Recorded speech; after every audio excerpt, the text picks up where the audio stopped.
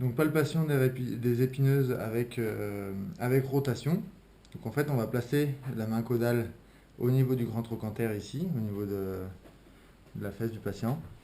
Et la main céphalique va venir palper ici, hétérolatéralement, pardon, les épineuses. Donc venir ici chercher le bord latéral de l'épineuse.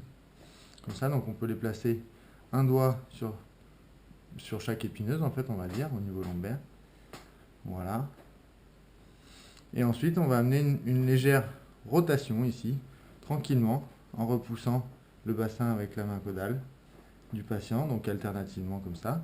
Donc déjà, rien que ça, souvent au niveau des patients, sur certaines personnes, ça fait déjà du bien. Et ensuite ici, on va venir chercher le contre-appui avec les doigts sur ces faces latérales des épineuses, à un endroit bien sûr qu'on aura senti avec une petite asymétrie à la palpation par exemple.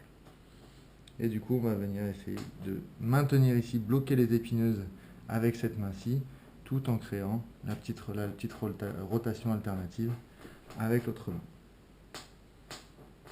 Donc cette main-ci est censée fixer.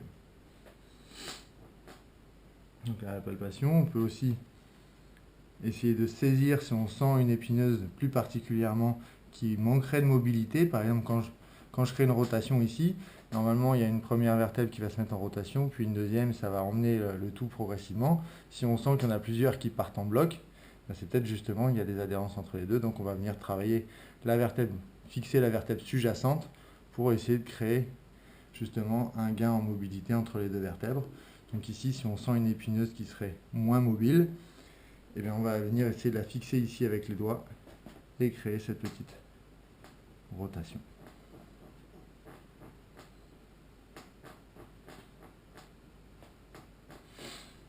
Voilà.